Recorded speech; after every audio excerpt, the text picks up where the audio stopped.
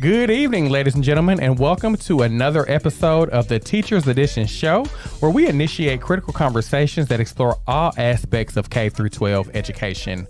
Through this platform, our vision is to be a collective voice that encourages alliances to create positive outcomes for students, parents, and teachers. I'm James Johnson, your education influencer, and tonight I'm here to give you the inside scoop. And I am Arlithia Mackey, here to deliver facts, fun, and fierce. I'm Erika, Parrish, and I just want to be Miss Howard from Abbott Elementary when I grow up. All right, in today's episode, we are going to be exploring the topic, where them teachers at? Hey, where them teachers at? Where them teachers at?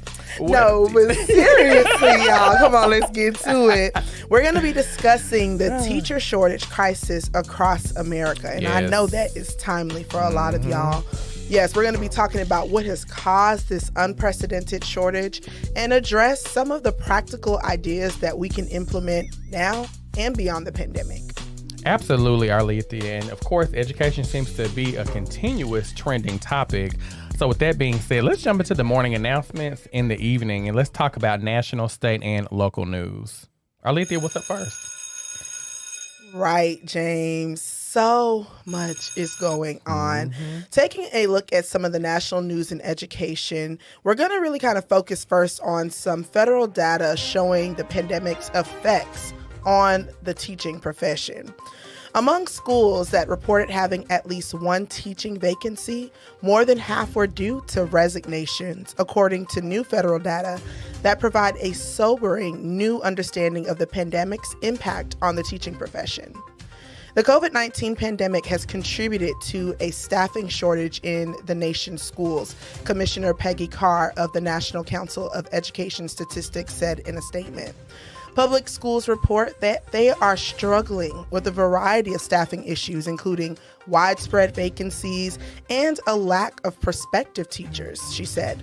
These issues are disrupting school operations. Schools have resorted to using more teachers as well as non-teaching staff outside of their intended duties, increasing class sizes. We already know what that can cause trouble-wise. Sharing teachers and staff with other schools and curtailing student transportation due to staff shortages. As of January of 2022, this year, 44% of public schools reported having at least one teaching vacancy. 61% of them specifically identified the COVID-19 pandemic as the cause of those vacancies. Resignations accounted for 51% of the vacancies, and retirements accounted for 21%. Among schools that reported vacancies, special education was identified as the teaching position with the most vacancies, with 45% of schools reporting this type of vacancy, followed by general, elementary, and substitute teachers, which 31% and 20% of schools reported respectively. In addition, roughly half of public schools, about 49%, reported having at least one non-teaching staff vacancy. Custodial staff was identified as the staff position with the most vacancies, with 28% of schools reporting this vacancy, followed by transportation staff and nutrition staff positions, with 14% of schools reported for both positions.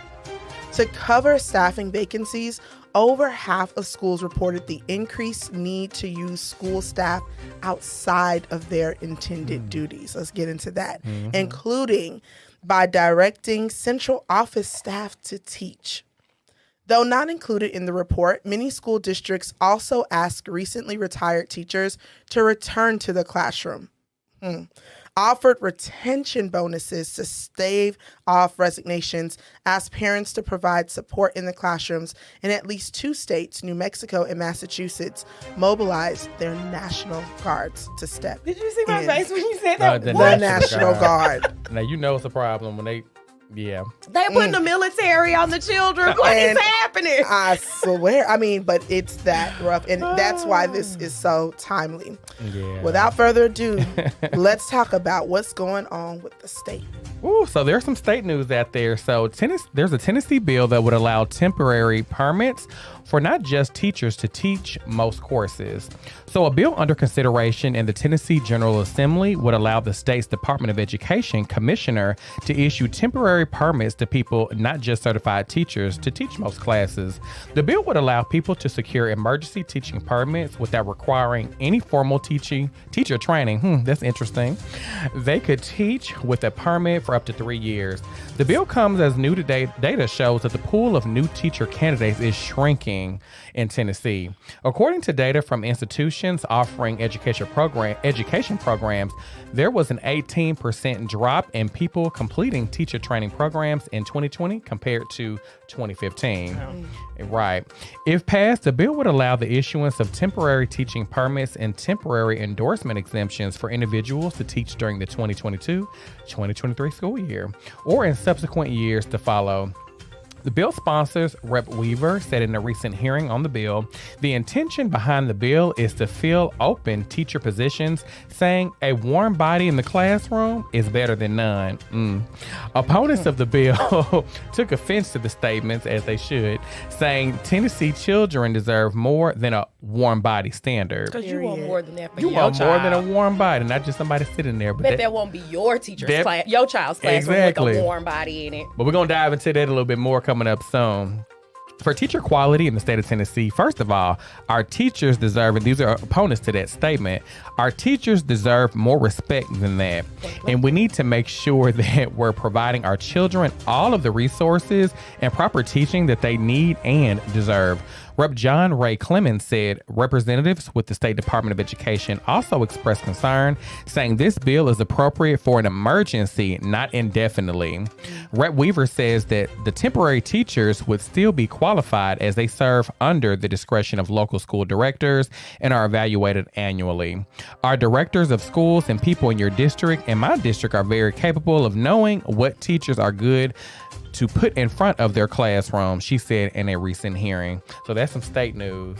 Ooh, let's get into what's going on here locally in Memphis. So starting post-spring break, Memphis Shelby County Schools is dropping the COVID-19 mask requirement, citing new CDC guidance. Memphis Shelby County Schools has dropped its mask mandate, citing new Center for Disease Control and Prevention guidance that removes mask recommendations for more than half of United States counties, including Shelby.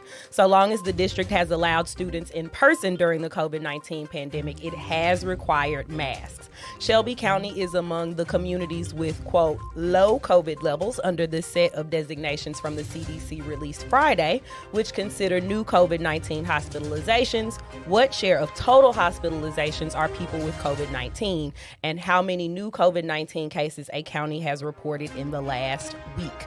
The district lifted its mask mandate last week, but still recommends masks in schools. For students, the decision to not wear a mask will be up to their families. Families will have to submit a form in Power School to opt their student out of masking. Employees are encouraged to continue masking, the district said, but do not have to submit a form. Masks and vaccinations work and have been proven to help slow the spread of COVID-19, the district said. MSCS highly recommends wearing a protective covering over the nose and mouth, children, over the nose over the nose and mouth to help slow the spread of the virus. If COVID-19 infection rates change locally, administrators said they might reinstate the universal requirement. Y'all, that wraps up the morning announcements in the evening. All right.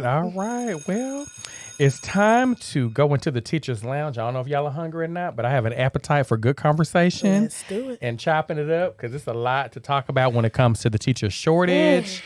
Because, crisis is an understatement. It's been an issue. I think now that we're forced to have to do something about it, that's where a lot of the stress and a lot of the the outrage is coming with teachers and just folks who are really education advocates. But before we dive into the topic tonight, where are them teachers at? Because I don't know if they're in the front, the back, hiding somewhere. Side, underneath, I don't know where they are, but America, we need teachers. We need them because our future depends on it. So schools, as we get ready to dive into the topic and really chop it up in our conversation, schools across the country are facing their toughest staffing challenges in recent memory. A large number of teachers thinking of quitting, taking leave of absences, or actually resigning, a depleted pool of substitute teachers, and fewer people applying to fill vacancies in a job market that's pushing workers away from relatively low-paid careers like teaching.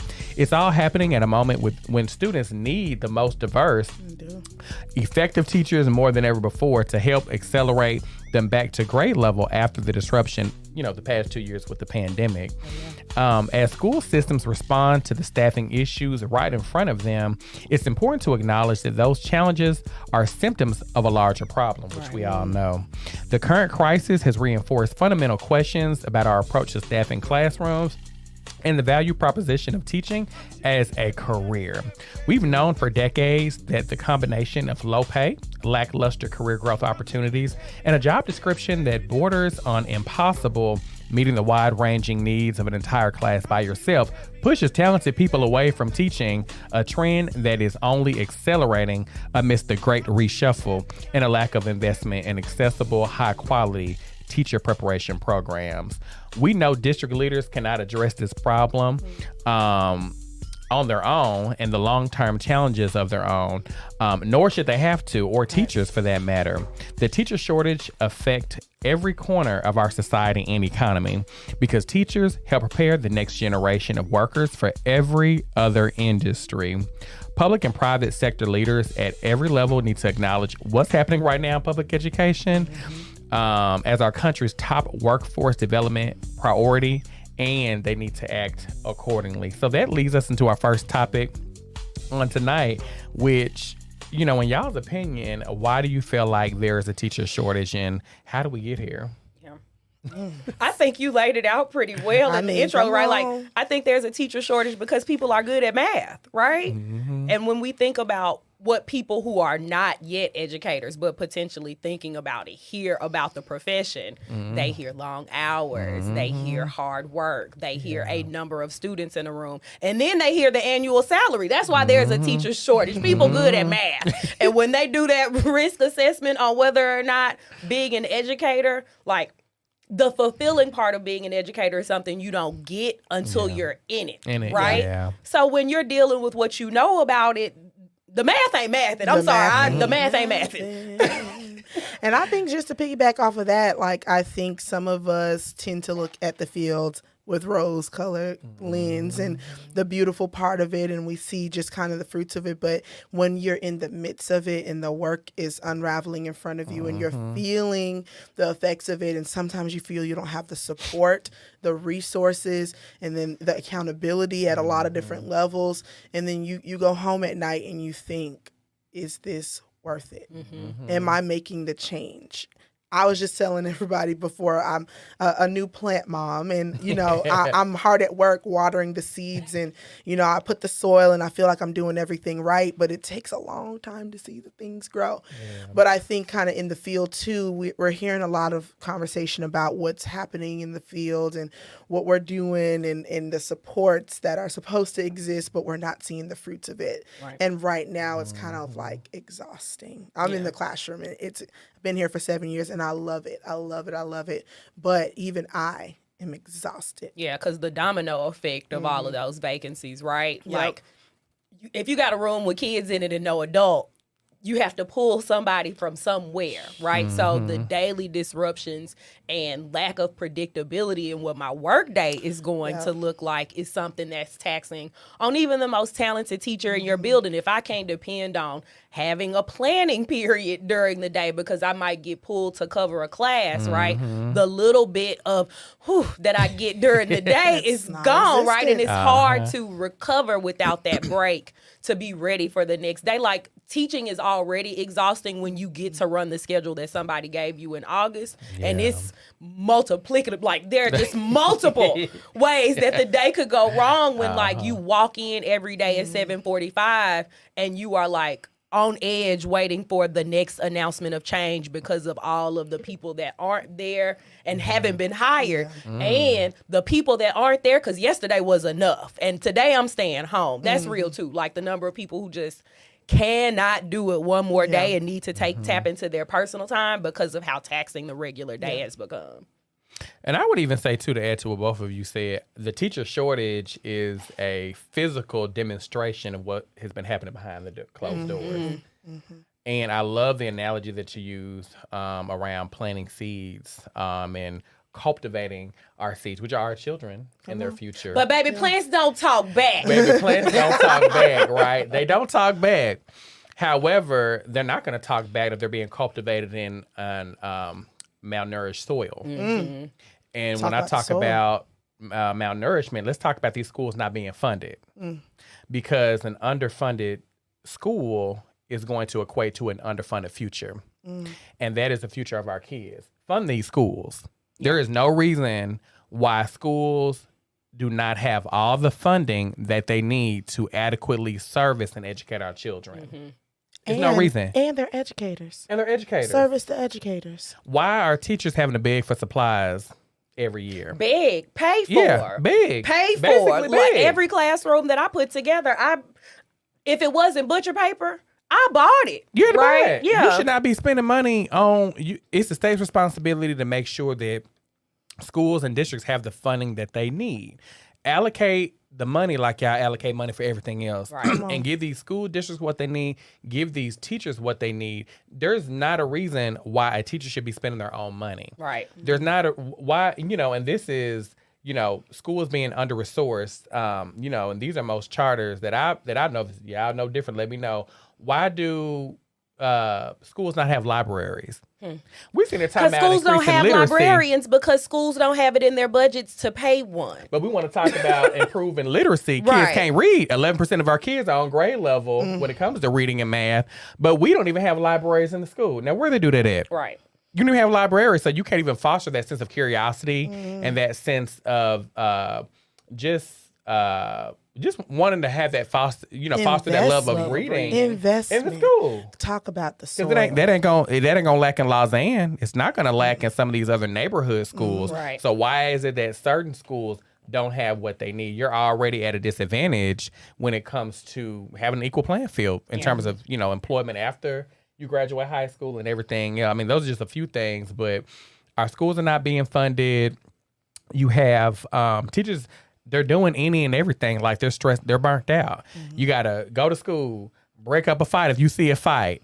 You got to police kids in their social media. That's a whole nother episode. You got to feed them in the morning and clean up the room. Because most people do breakfast in the classroom. Like, so you got sticky hands and dirty clothes by 8 o'clock every day if you teach kids of a certain age. Like, the day is the things that get wrapped around teaching that are not teaching frequently require a lot of energy, right? And the things have to be done. Yes, the kids do have to eat. And as the adult in charge of them every day, it's my responsibility to make sure that they eat, right? But does anybody who doesn't work in education really understand the ramifications of being covered in chocolate milk by 8:15? Man, they ruined. Right? Like there are so many things that make this work hard when you're doing it to the best of your ability under the best of circumstances. Yeah. And like we just said, for lots of reasons, money being the first on a really long list of reasons. Yeah. None of us have ever experienced doing this hard work in ideal circumstances. Yeah, and I don't think that teachers have a problem with doing those things. It just becomes exhaustive when you're giving a lot of yourself emotionally. You're giving a lot of yourself, spiritually, and some cases for some people. And then you go to a classroom or you go to a school and then you don't have what you need to do your job. That's exhausting. Yeah. You got to do all of these emotional things, take care, make sure that because if a kid comes in a classroom or even a coworker, sometimes you got to support each other, right? Yeah. And they're not where they need to be. You're not going to teach them until you reach them. And reaching them means that you cannot ignore what they're bringing to the table or what they're bringing in that class. Like they come in and their energy is off. You can act like you don't see that. They don't want to hear nothing about no math or algebra if you're not addressing them as a person when they come in. So it's a lot. And I think people on the outside, that show Abbott Elementary, I haven't seen an episode yet. I need to get on that train because I'm tripping. Good. But I think that from friends who have watched it, it really illuminates like a lot of, of course in comedy, there's always truth. Yeah. But I think that it's painting and it's showing people what is actually happening in public education on a day-to-day basis. Mm-hmm. And I'd also like to add on top of that, you also have the ongoing expectations in and outside of your school, state testing. Mm-hmm. You have these norms and standards and all these things that you have to accomplish, but it comes back to those day-to-day things too that you have to make sure you take care of. So a lot that goes into it. Mm-hmm. And Erika, I think, when you talked about just some of the stresses that people see, it's hard too when we say that teachers are the backbone of our society. We need to value them. We say that, but then our actions from our policymakers and people who make the decisions around systems that are in place to make the job easier or harder, those don't change. Right. So I don't want to hear what you're talking about when you say that you treasure teachers and their value. What are you doing to actually show that that's actually the truth? I hope I'm not misappropriating this quote. I think it's Arnie Duncan that just wrote a book. And the opening lines of the book are, public education is built on 3 lies. Oh, and what are those? The first is that we care about education. The second is that we care about teachers. The third is that we care about children. Let me so if public education is built on 3 things that everybody walks around truly believing that we care about. We care about education, we care about teachers, and we care about children. But when you look at funding policy that gets passed, when you look at legislation that gets passed, we don't care about education because if we did, we would invest in education. We would invest in school buildings, right? Somebody just juxtaposed for me that in one part of our city, kids go to school in a brand new $1 million building, but there's $400,000 worth of work that needs to be done on city schools, right?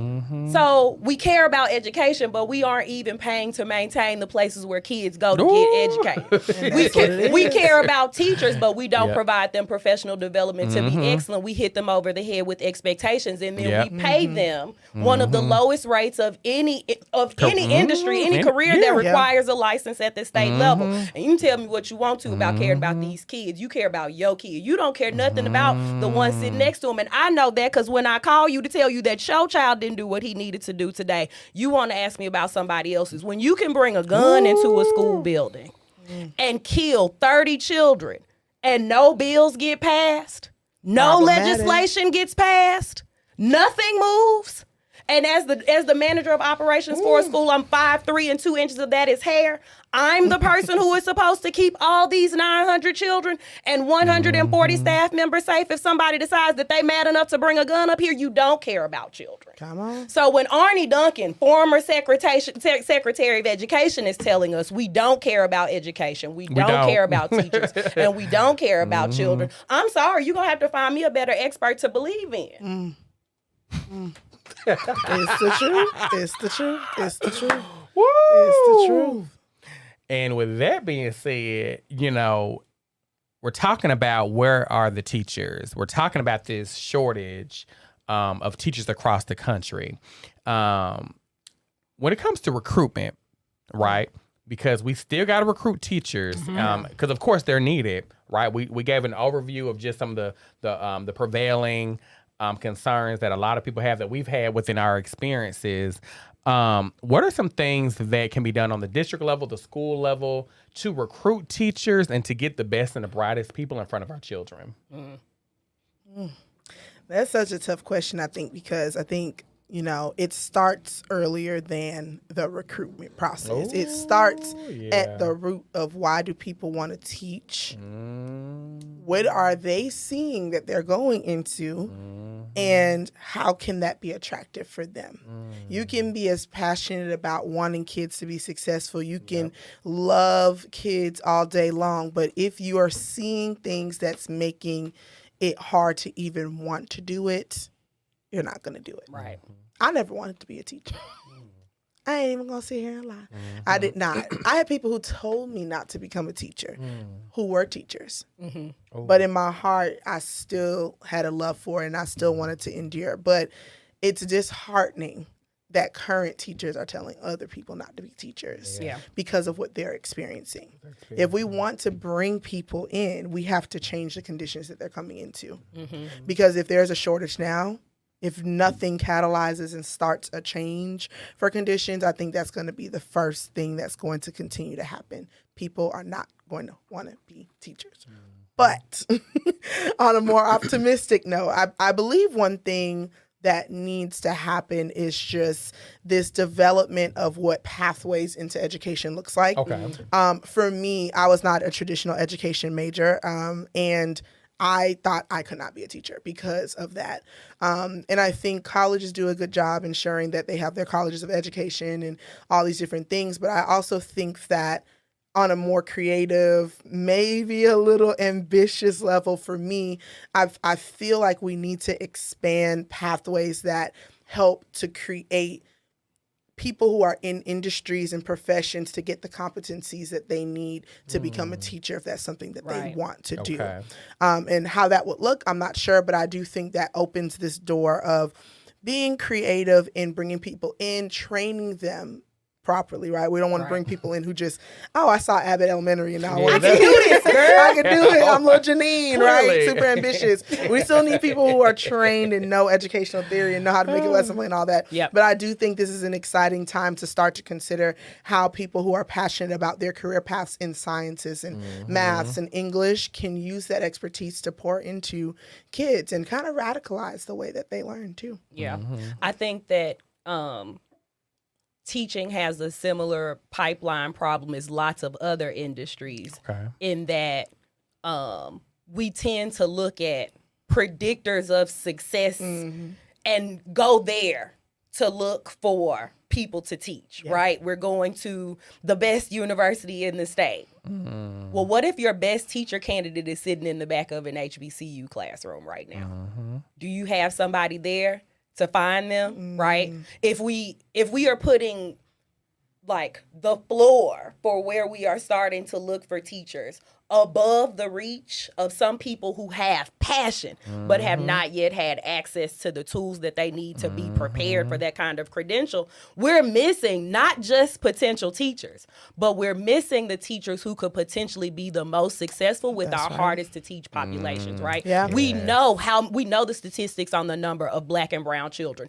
that go through K through 12 education never having a teacher that shares their race or ethnicity. But we also know the statistics on how successful teachers can be when they are not teaching across lines of difference. When I'm a Black teacher working with Black children, when I'm a Latinx teacher working with Latinx children, not that that is a prerequisite for success, but if you're not even looking for those people and the statistics are telling you that those are the people who can solve your problem, you don't want to solve your problem. Sure don't. I feel that. Oh, and I agree with that. I think, because Erika, you were talking about reducing the barriers to go into the field. There should be full ride scholarships for folks who want to go into teaching. Because this salary is not hitting on these loans, boo. It ain't hitting on them loans, but that's a whole nother conversation right there. There should be teachers going into these teacher prep programs, right? We all went through non-traditional teacher preparation programs with Teach for America. But I feel like too, there should be, if you, it goes back to what you said, put the money where your mouth is. Right. Teachers shouldn't have to be paying $200, $300 to take practice exams multiple times. We know a lot of those practice. Do teachers need to take practice exams? Yeah, that's where I was going next, because a lot of those exams actually have kept folks of color out of the teaching profession. And what's the correlation between passing that test and being an effective teacher? It ain't none. Negligible, I know a lot of teachers that test well, are good standardized test takers, okay? Look great on paper. You throw them in the hood, you fold like a lawn chair. Or let's just talk about people like myself who passed the elementary certification and there's nothing that I can do right now in the elementary classroom. You feel me? Like I can pass a test, but does that mean that I can teach? But here's the flip side of that coin, right? How many of our teachers, like the people that we think about in our formative years who were instrumental in us being able to tap into what school can do for you, who could not have become teachers if they tried to become one right now. Yeah. Yeah. It's, and let's also relate that back to our kids, but that's a conversation for another day. I ain't gonna even do that one. Now, what are y'all thoughts on the bill? You know, I read in the morning announcements, the bill that is going to basically give teacher the temporary license, you know, who don't have formal education to go into the classroom. What are your thoughts on that? I have complex feelings on this one. Too. I have complex feelings. I do too. Because here's the thing, right? If I thought that the people that you were testing with these permits would not be the most vulnerable children to begin with, then I would have a little bit more faith, right? But my gut says that the people who are like, maybe they got it, maybe they don't, temporary permit, let's find out, are going to end up in the classrooms of children who already need the most. Yeah. The most support, who already need the most teachers experienced and effective teachers in front of them, right? Like, if we are running the experiment on kids that statistically we believe are going to be okay, I'm down. But if we are running this experiment on kids who are already not okay, without any evidence that this is going to be good for them, I don't know. I don't know. And I think, too, for me, I'm 50-50. I went to a high school that had industry certification programs and just did a lot of great things for kids outside of even traditional paths. But we did have teachers who did not go through the traditional, pathways, but they brought something to the table. Right. So for me, it's what is the holistic application looking like? If, you're not coming from a teaching background, what are you aspiring to teach and what are you bringing with that? And also, what is going to be the responsibility of schools, the district, to train them while it's happening? So my caveat is like, yeah, okay, if we're going to do this, if it's a necessary thing, cool. But what is the support going to look like as it's happening? What are we telling, leadership teams in schools their support looks like differently from a teacher that went through a teacher preparation program? What is it that they need to do to not just apply, but to be held accountable to ensuring that their practices are equitable for our kids? Yeah. So once we recruit the best, and I don't know what this bill is going to look like in the form because it looks like it's going to pass, and we'll see the ramifications of that. So now that we have the folks in the building, right? We got the teachers in the building. What are your thoughts in terms of the overall employee value proposition, right? So when I say that, I mean teacher compensation, teacher development, teacher working conditions. Once you recruit these people that we desperately need, what does it need to look like once we have them in our buildings, working full time in front of kids? Yeah. So we've talked about like removing the obstacles to getting into the classroom, right? Or some of them. Some of them. That's part 2, 3, 4, 5. Right? But there's still only so much I can do. Like if you gotten me here, but if you haven't provided me any support, removal of obstacles still not getting me there, right? You can give me all the gear you want for mountain climbing. If you haven't actually taught me to climb a mountain, bringing me to one ain't gonna get me to the top, right? I need somebody to support me through the process of becoming a great teacher, right? I need to feel immediate and incremental success. I need for you to give me practical strategies to solve problems that I can go into the classroom, use immediate and go, ooh, that worked. Give me another one, right? Teachers are human beings, and the same things that work on kids work on us. If you can show me how to be good at it today and then how to be a little bit better at it tomorrow, bam, I'm hooked. Because you can't tell me the first day that you felt like, ooh, you were really getting it as a teacher. You couldn't have done it. If I could feel this way every day, I could do this until y'all put me in the ground. We've all had that moment, but it's hard to get there without somebody developing you, right? So not just removing the obstacles to becoming a teacher, but also increasing the support, which probably means hiring more people to be in classrooms more frequently to support people who are taking non-traditional routes into the classroom, right? If you don't have enough people to support and develop those folks, then as soon as they start experiencing the opposite, the spiral of failure, that's where you lose them, right? Exactly. We're going to talk about retention, but that's part of how you lose them, not ever feeling successful, right? Yeah. But the another side of that, like a way to burn that candle at the other end, is give me one less thing to worry about. I done said student loans and I ain't paying them like 3 times. You think we've been doing this for 30 minutes, right? Like, if I feel like after I pay my living expenses, I have to decide whether or not I am going to pay my student loan payment this month or eat. And as a first-year teacher, paying bills or eating was a decision that I felt like I had to make way too often for people to be looking at me and telling me how noble my profession was. But like this student loan forgiveness, let's just start there. Yeah. For y'all, because I forgave myself of these loans. I'm not paying the fine, but for the people coming behind me, for their benefit, like just give them one less thing to worry about. They're investing in the system that you say keeps us going economically, in terms of innovation. Like the engine of what we say America is supposed to be runs on people having ideas and the skills to execute them. So if that's the engine, baby, I'm the gas. I shouldn't have to worry about student loans. Exactly. And one of the things we talk about, like the staffing and improving work conditions, there was a study, it was either, I think, University of Arizona or Arizona State, where their teacher preparation program is literally reimagining the role. Like, it's funny because we've been talking about reimagining for the last 2 years, but everything's still the same. Still the same. The kids still ain't got tech. They don't know how to use it right. We haven't really changed the structures and the systems of the school to really meet the needs of the kids. But one of the things that I like, because if you have a teacher, you're teaching 30 kids, that is a lot to manage. You're trying to teach the lesson. You're trying to make sure that everybody's emotional needs are met. You're trying to make sure that classroom management is on point. Your learning environment is on point.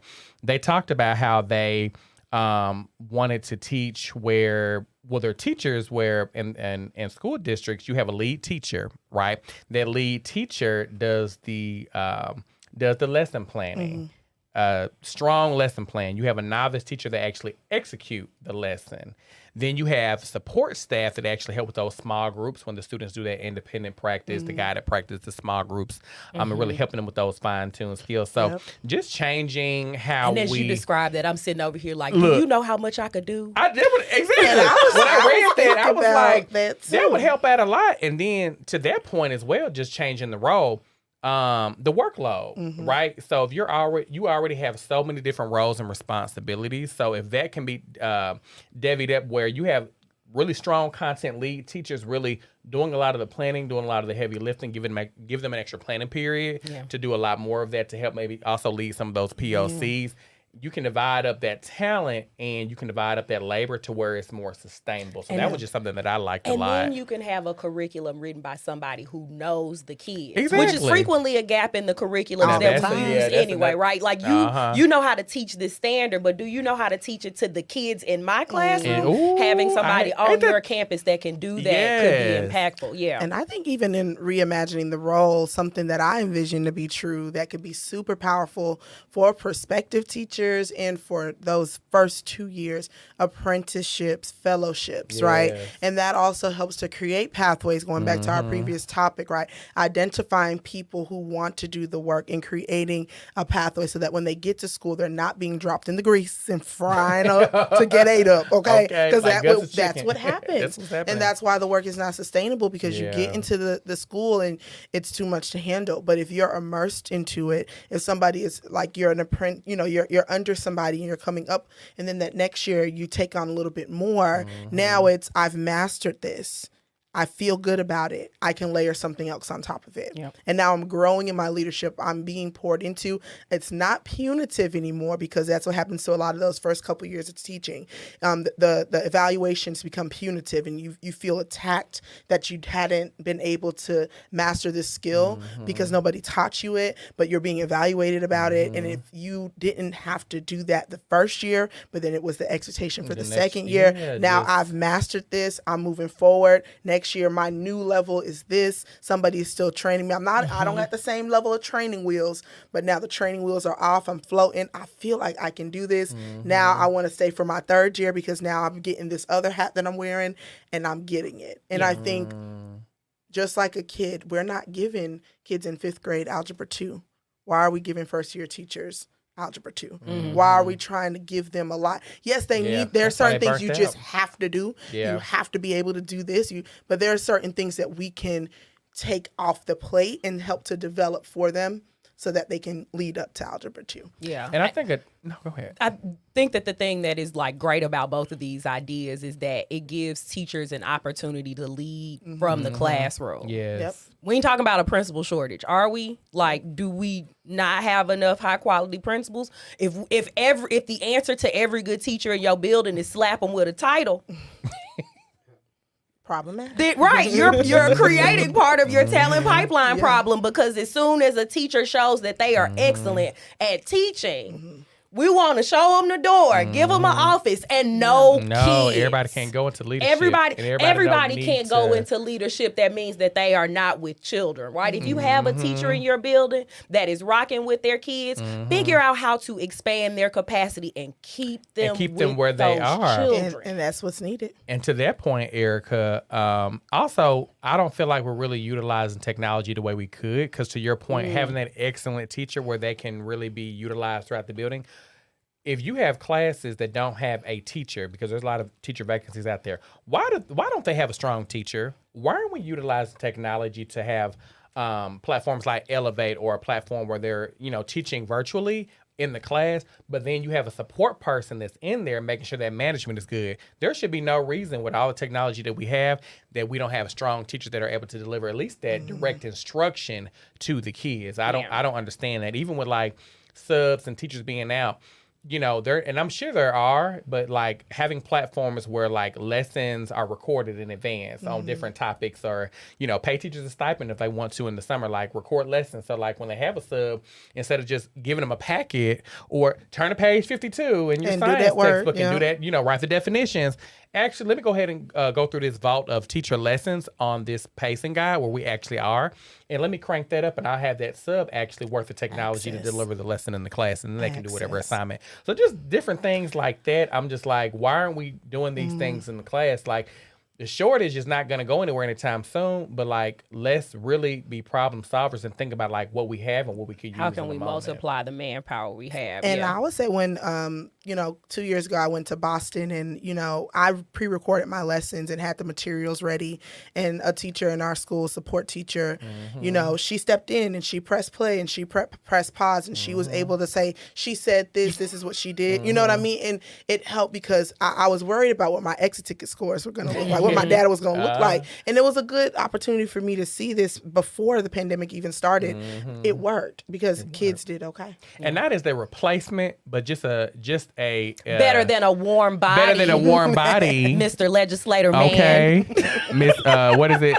Rep Weaver and Clemens. All the above. And then of course, last but not least, so we talked about recruitment, we talked about what support can look like when teachers are in the class.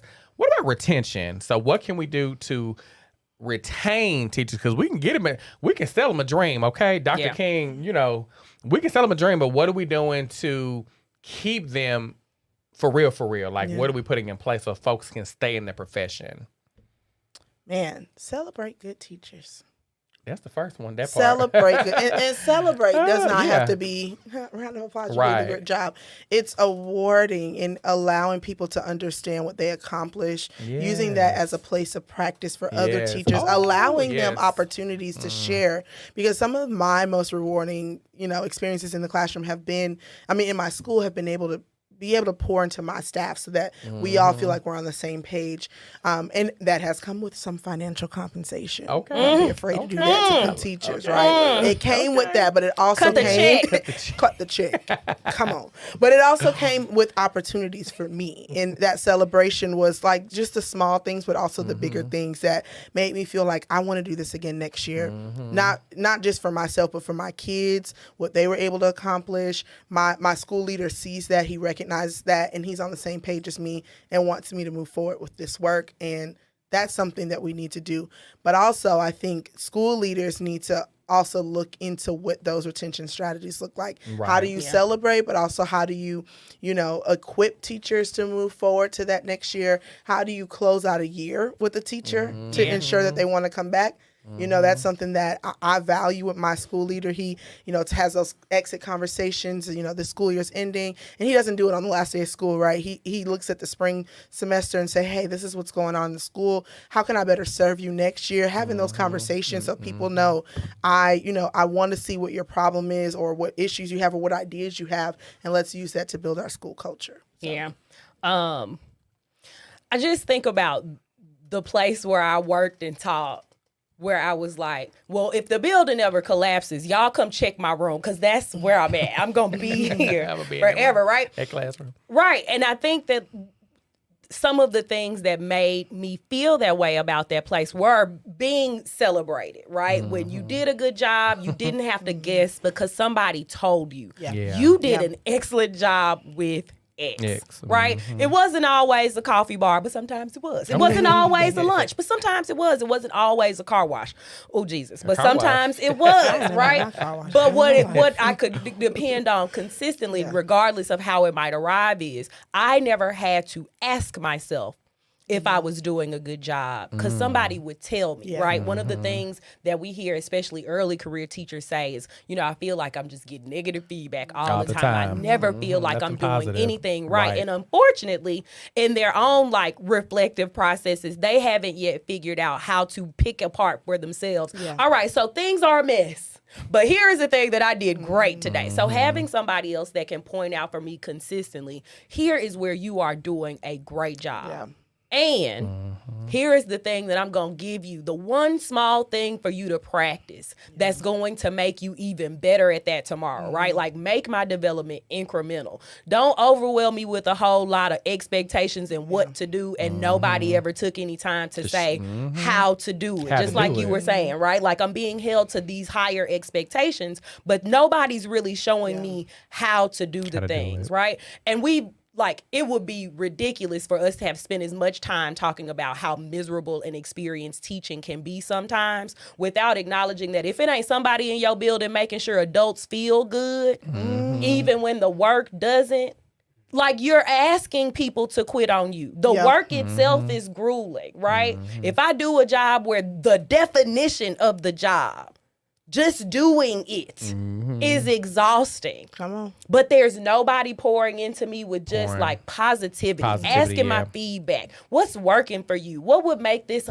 a place that you love to come to every day, right? Are you collecting that kind of information from your staff and putting that feedback into practice, right?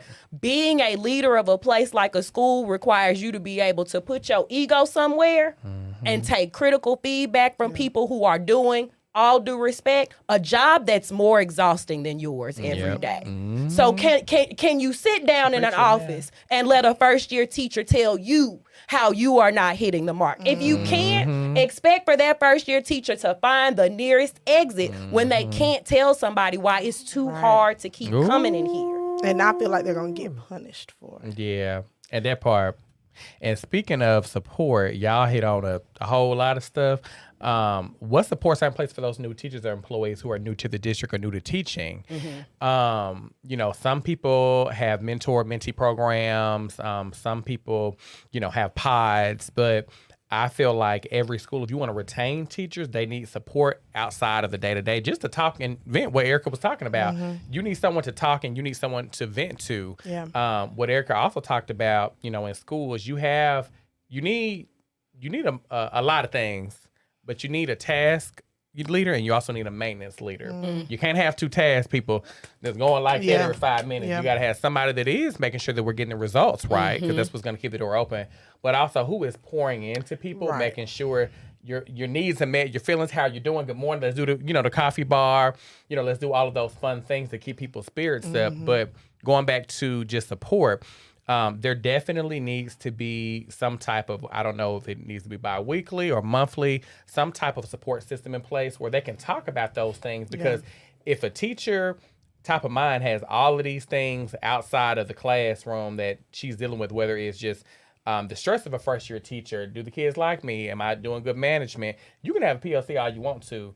The elephant on the table is those things that are going on, those conversations that are going on in your head. So until that elephant is addressed, you can go through, the agenda and you can hit every point, but it doesn't matter if what's going on in people's heads are not really being discussed. So just having monthly collaboratives where you can just discuss all of those nuances outside of like the technical or the formal conversations is definitely needed, because they're going to get it from somewhere, but if you're not providing it as a school, then you run the risk of not really being able to put your teachers in a position to stay there once the year is over with.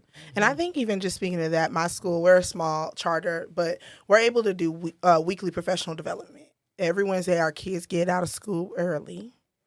Not with the smile. A little smile. Early. And it's not, everybody go home. It is just a time for us to do professional development, but collaborative planning and collaborative meetings. You know what I mean? And so we sit as a staff for an hour and a half, and it looks different from time to time, but that is space and time for us to check in with each other, for us to be able to kind of just, hey, how'd it go? Or this happened. Like, who in here can help me deal with this? And it's very collaborative. This year we tried to be very intentional on ensuring that every voice is heard from top down, side, left to right, every position. And we have space for people to be able to collaborate and to just discuss what's happening. And I think the morale and the people feeling important, staff feeling like they're a part of the fiber of the school, that has changed dramatically from last year, because even our first and second year staff members are able to be called on in that meeting and being able to speak, and not in a way, once again, that's punitive, but in this beautiful way that it's like they even get to, share their expertise and what's working, what's not working. We can turn around and talk to each other. And I think people feel a level of reprieve after that, and they're talking after, right? They're like, hey, and PD, I remember you said you were doing this, like, hey, can we talk about that after? And it's just creating community. Community is needed with teachers. Everybody's feeling it. But I think the more we can be together, and feel like we're a part of the movement in our schools together, that's super important. Yeah. I completely agree. And like you said, not just talking about it, but putting those structures in place. So that can happen, because we know schools that have a lot of collaboration, and that's not just within schools, but teachers coming in collaborating. You have community partners and stakeholders coming in collaborating with the schools, because education is everybody's business. So the more that everybody from all sectors, public, private, mom, the local business around the street can get involved in that process, I think that we'll have some dividends that will change, based on what we're currently facing right now. So that wraps up our Teachers Lounge segment. We had a heavy conversation in the Teachers Lounge. So good. Oh my God. I feel like there needs to be like a part 2 and a part 3, because there were so many things that, we could have easily talked about for an hour. So as we get ready to close out, just talking about teacher vacancies and shortages, and where are our teachers, and finding ways to recruit them. What are your final thoughts and just words of encouragement for those that want to go into the field, or just kind of wrap ups from today's episode? Yeah. I actually love a good career-changing teacher. Come on now. Somebody that has done a job somewhere, got a couple of years of experience in the working world on them, that goes, you know what I want to do? I want to go teach some kids. So if you are a person that has ever wondered if you could be fulfilled by a career in education, find an hour between now and the last day of school to just go hang out at a school with the grade level that you think you might want to teach, right? Envision yourself in the room with those babies. Envision yourself in the middle of the cafeteria with those babies, right?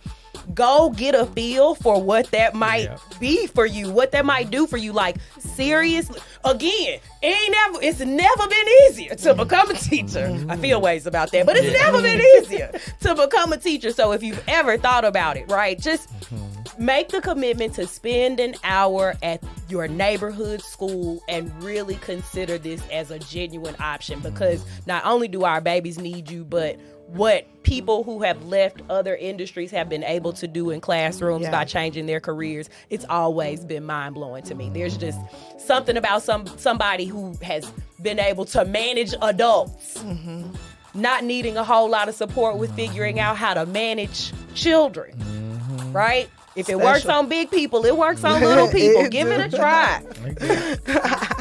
Well, speaking to our teachers and school leaders and instructional staff in general that are in schools, I think my final takeaway point is that we need y'all. We love y'all. I know it's hard. I'm in the classroom. I'm also an administrator, so like I get it. I'm straddling both sides, and you know, one thing that keeps me going year to year is sometimes you have to zoom out.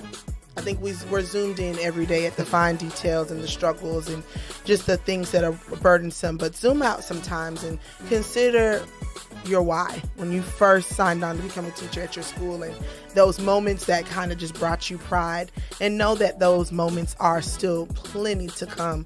Find your power, find your focus that is going to keep you rooted in your work, because we need you. There's a lot to come into this field, and speaking to somebody that's an aspiring school leader, I look at those teachers that have that little glimmer and know that your work is powerful and that we just appreciate you.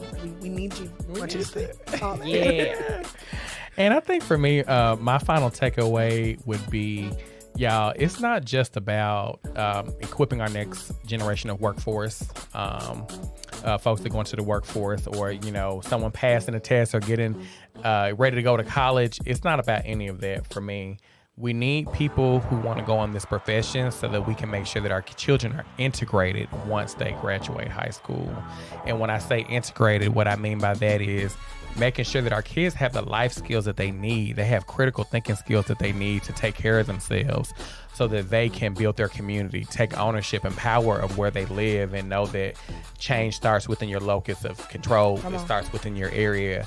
But that first change begins with people who really care about children and who want to be in front of them, because our kids deserve that. Mm-hmm. And if we can start out by having people who have a genuine interest, and number one, loving on children. If you don't love kids, you don't even be thinking about teaching. That's number one. So say that to younger me. Erika, you don't love children. Look, why are you? So you need to love kids first. Yeah. But like I said, we need people who want to see kids be integrated, so that when you're older and our next generations come up, we're able to see a thriving community that is going to be taken care of and in good hands. Yeah. We need that, and our kids deserve that. Our future depends on that. I know, that's a word. So with that being said, y'all, where them teachers at? They're coming. I believe that they are coming. It's Sunday. Touch and agree. Look. Amen. Touch and agree. Amen. Amen. They are coming. And as they say, on a good Sunday, you ain't got to go home when they open up them church doors. But you got to get up out of here. You got to get up out of here. Especially if they did offering already. When the offering come, oh yeah. Right. If they got your money, the doors baby, benediction. Quickly. Nah, but seriously, this was a great show, y'all. Absolutely. And thank you all for joining us in our audience. And we look forward to seeing you all next month for another great episode on the Teachers Edition show. Don't you y'all have a good night. Bye.